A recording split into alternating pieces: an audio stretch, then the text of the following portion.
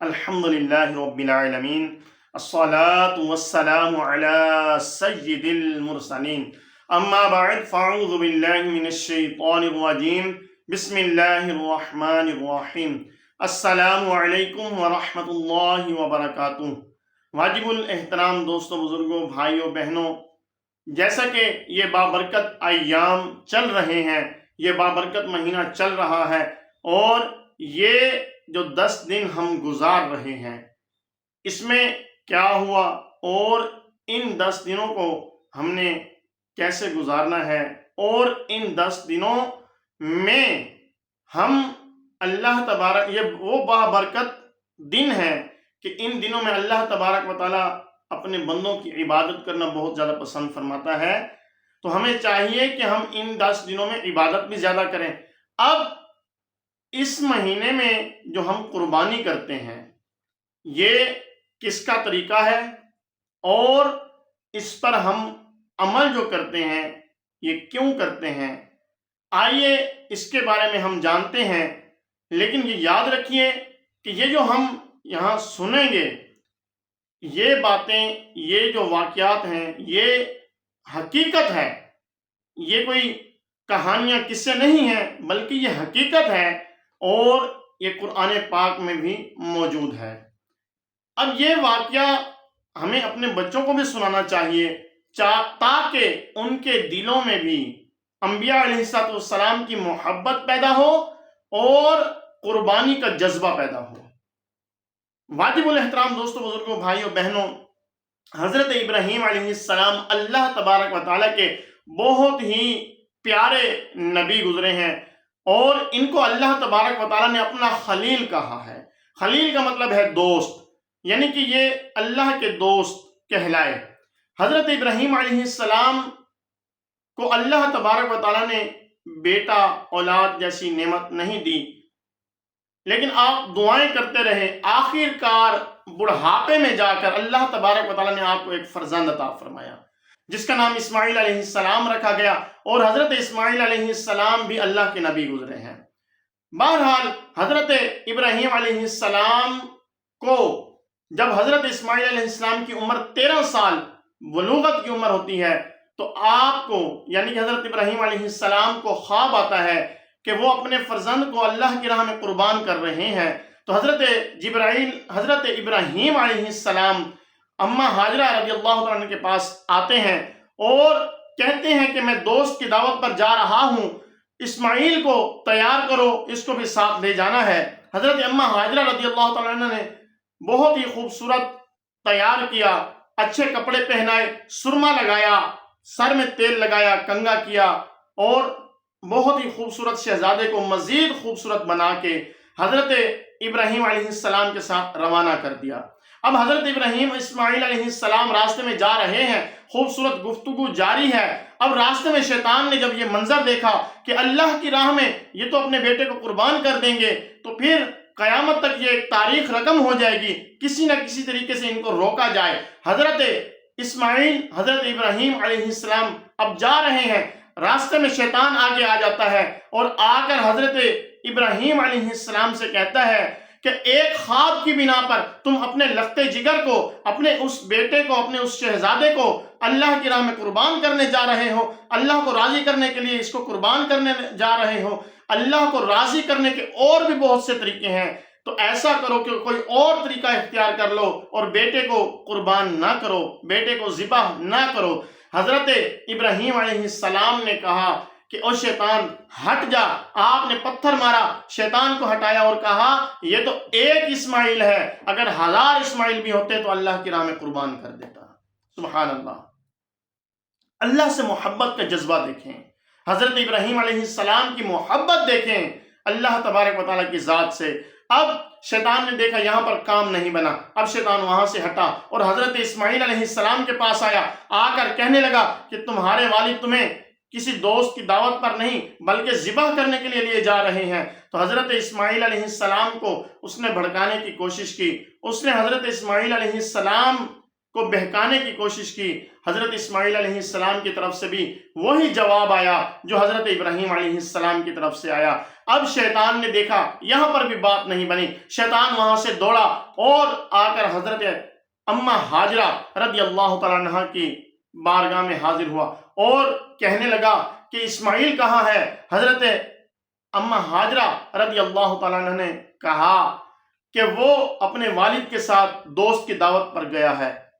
شیطان کہنے لگا کہ نہیں نہیں، دوست کی دعوت پر نہیں گیا، بلکہ حضرت ابراہیم علیہ السلام اس کو ذبح کرنے جا رہے ہیں۔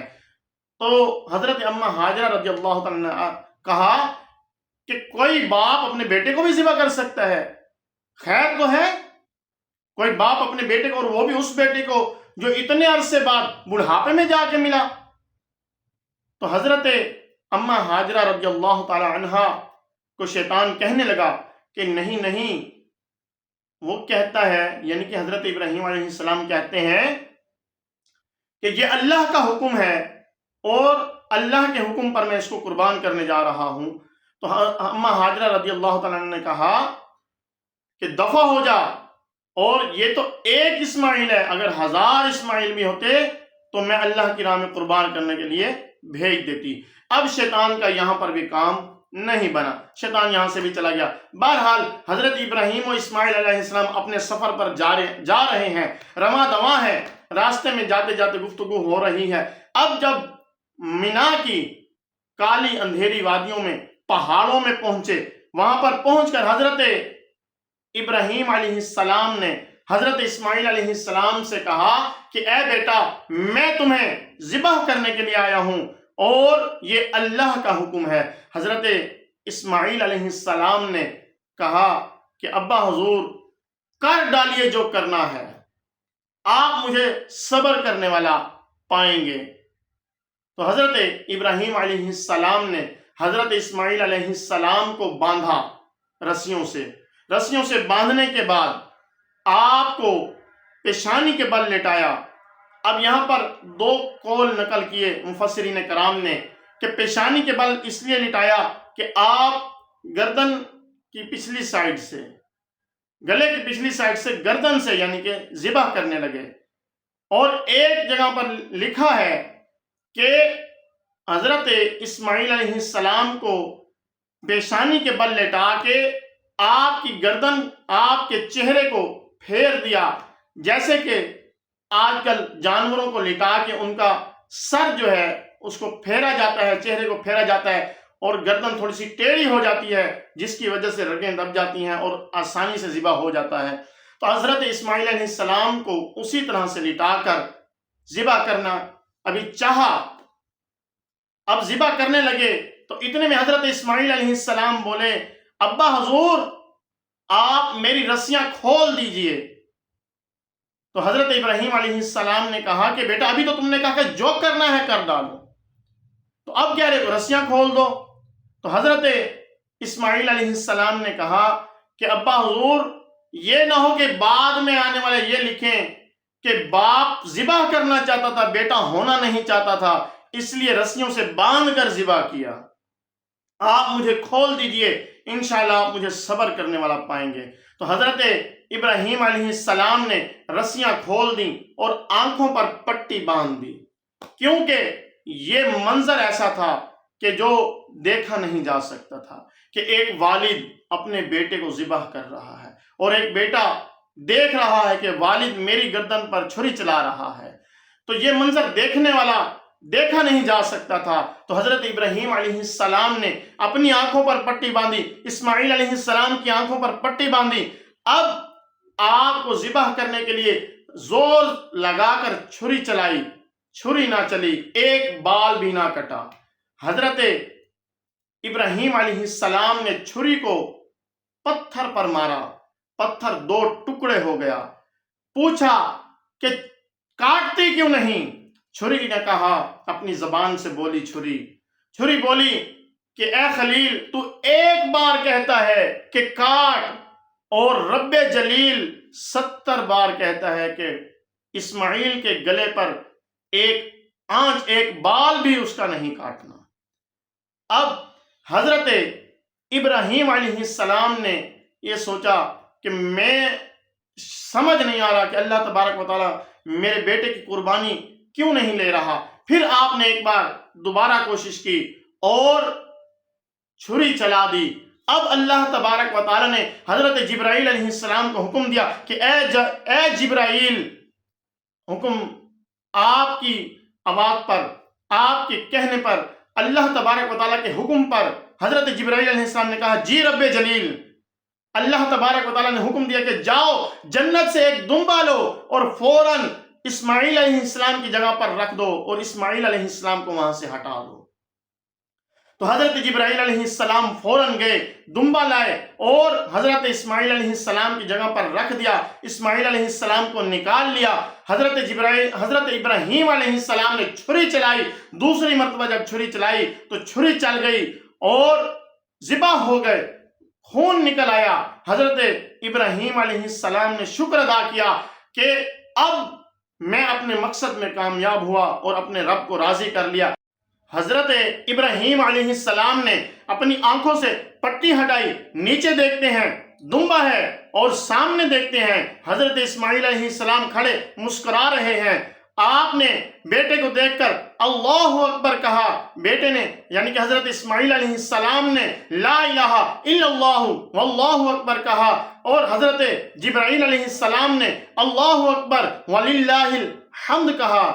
اب اللہ تبارک و تعالیٰ کو حضرت ابراہیم علیہ السلام کی یہ ادا، یہ بیٹے کو قربان کرنا بہت پسند آیا اور حضرت اسماعیل علیہ السلام کی فرما برداری بہت پسند آئی۔ اللہ تبارک و تعالیٰ نے قیامت تک آنے والے مسلمانوں کے لیے، صاحب نصاب مسلمانوں کے لیے اللہ تبارک و تعالیٰ نے قربانی واجب قرار دے دی۔